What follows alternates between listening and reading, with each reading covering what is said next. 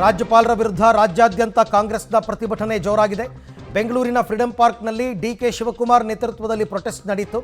ಇನ್ನು ಮೈಸೂರಿನ ಟಿ ನರಸೀಪುರದಲ್ಲಿ ಬಂದ್ನಂತಹ ಚಿತ್ರಣ ಕಂಡುಬಂತು. ಟೈರ್ಗೆ ಬೆಂಕಿ ಹಚ್ಚಿ ಮೆರವಣಿಗೆ ನಡೆಸಿ ಧಿಕ್ಕಾರ ಕೂಗಿದ್ದಾರೆ ರಾಜ್ಯಪಾಲರ ವಿರುದ್ಧ. ಹಾಗೆಯೇ ಕೆಆರ್ಪೇಟೆ ಚನ್ನರಾಯಪಟ್ಟಣ ಹೆದ್ದಾರಿಯನ್ನು ತಡೆದು ಕೂಡ ಪ್ರತಿಭಟನೆ ಮಾಡಿದ್ದಾರೆ.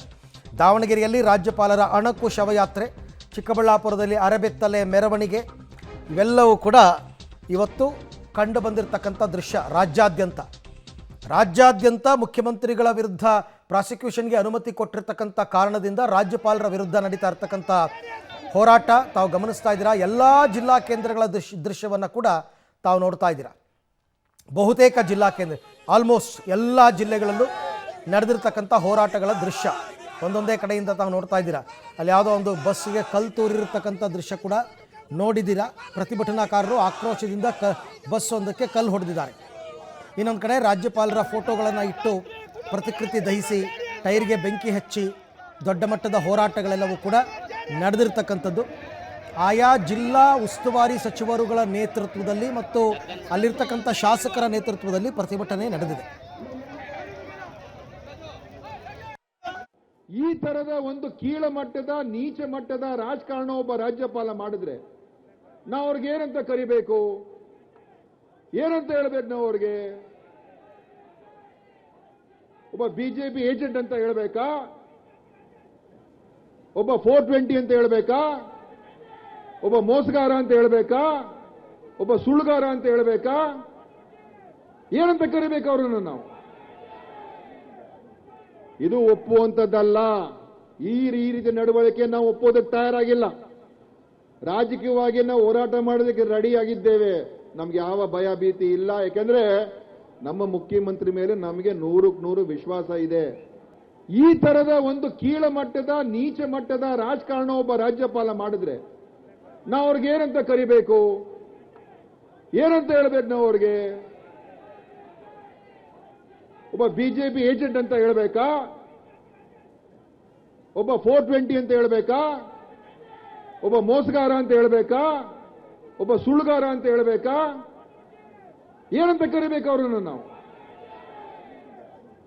ಇದು ಒಪ್ಪುವಂಥದ್ದಲ್ಲ.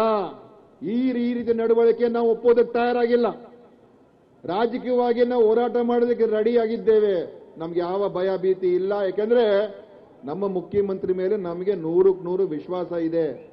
ಈ ತರದ ಇದು ಕೂಡ ದಿನೇಶ್ ಗುಂಡೂರಾವ್ ಸಚಿವರು ಮಾತನಾಡ್ತಾ ಇರ್ತಕ್ಕಂಥದ್ದು. ರಾಜ್ಯಪಾಲರನ್ನ ಸಚಿವರುಗಳೇ ಬೇರೆ ಬೇರೆ ಪದಗಳಿಂದ ನಿಂದಿಸಿದ್ದಾರೆ.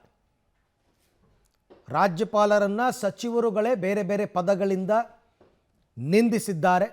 ರಾಜ್ಯಪಾಲರ ವಿರುದ್ಧ ಆಕ್ರೋಶವನ್ನು ಹೊರಹಾಕ್ತಾ ಇದ್ದಾರೆ. ರಾಜ್ಯಪಾಲರು ಮುಖ್ಯಮಂತ್ರಿಗಳ ವಿರುದ್ಧ ಪ್ರಾಸಿಕ್ಯೂಷನ್ಗೆ ಅನುಮತಿ ಕೊಟ್ಟ ನಂತರದ ಬೆಳವಣಿಗೆಗಳು ಇವೆಲ್ಲವೂ ಕೂಡ.